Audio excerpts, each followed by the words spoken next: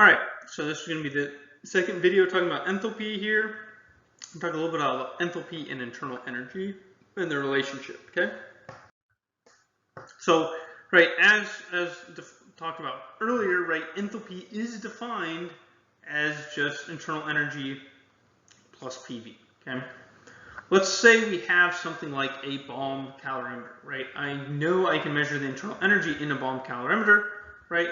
Because I just have delta U equals QV, right? I measure the heat transfer in that Bohm calorimeter through the temperature change of the water, I get delta U, okay? What is delta H for that same process, okay? Well, we can get that, right? If we take our total differential, right? Again, I have du plus d PV, right? I can also do that same type of thing by just talking about the total change in internal energy, right? Because as hasn't really been talked about, but has been implied, pressure times volume is actually a state function. P times V, yeah, considered a state function. So that change in PV, now, small change in PV can just be integrated to just delta PV, right? So I have this change in enthalpy is related to change in internal energy plus delta PV. But what is delta PV for some system where I have a chemical reaction taking place in a Bohm calorimeter? Okay. Right? If I assume in this system when I have an ideal gas, right? Well, I know PV equals nRT. So delta PV is equal to delta nRT. Okay. And if I assume while the reaction is taking place, the temperature is constant, right? So this kind of assumption, right, that if T is constant, right, is basically just saying, like, my chemical reaction takes place quick enough that it's taking place at a given temperature, okay? And that once it's taking place, it's generated all this heat, and then this heat goes to increase the temperature of the system and the surroundings, okay? But when that heat is generated, when that internal energy changes, okay, it is done at this constant temperature, whatever the initial temperature was of the reaction. Okay. So if I assume that, then this delta PV is just related to RT times the change in the number of gas molecules. Okay. So for an ideal gas, right, under isothermal conditions, delta H is equal to delta U plus RT delta NG. Okay. So that is how I can relate enthalpy and internal energy when I have some sort of chemical reaction, right? When the number of moles changes, right? I have some reaction taking place, some phase change taking place, okay? The question is, what is delta Ng? Okay. Right? So that value of delta Mg kind of depends if I'm talking about some joules per mole quantity, right? Which is like delta H sub M and delta U sub N, right? So the subscript M is indicating a per mole value, right? CVM, right, is the change, right? It's this, right, CV over the number of moles, right? The per mole quantity, okay? And so in case of molar enthalpy, molar internal energy, delta Ng is just related with the stoichiometric change in the number of gas molecules in your chemical reaction, okay? If you're talking about delta U and delta H, not in a per mole quantity, but the total delta U, total delta H change, right? Then you'd have to multiply by the total number of moles to this change in number of moles, okay? So let's do an example of this, right?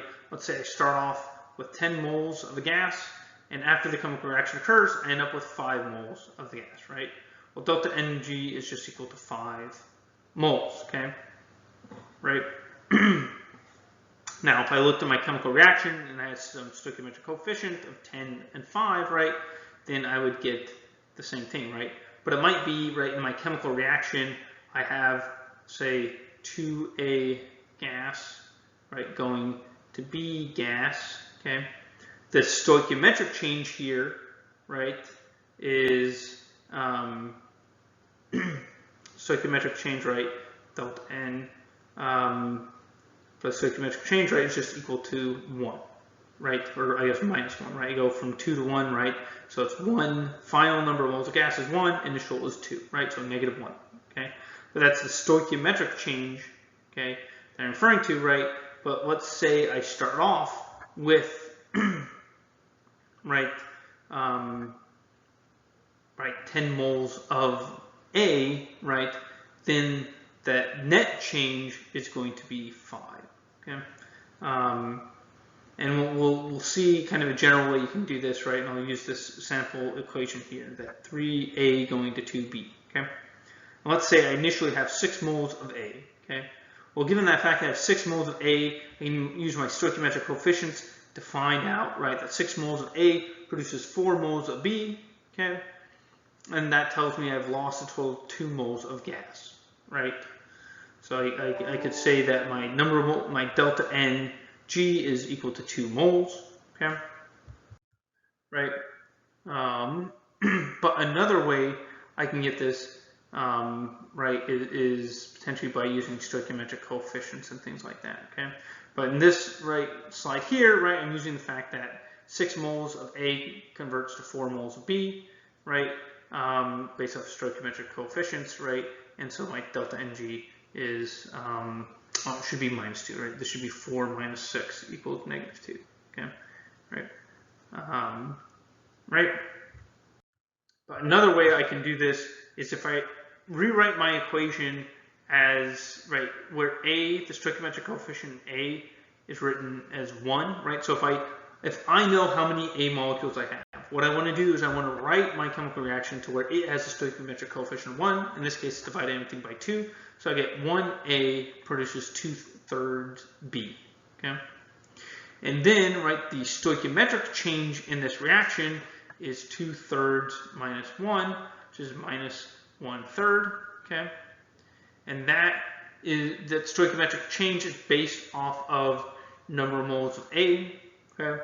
So then I can just take this -1/3 and multiply it by the number of moles of A, which in this case was 6, and that gives me -2 moles, okay?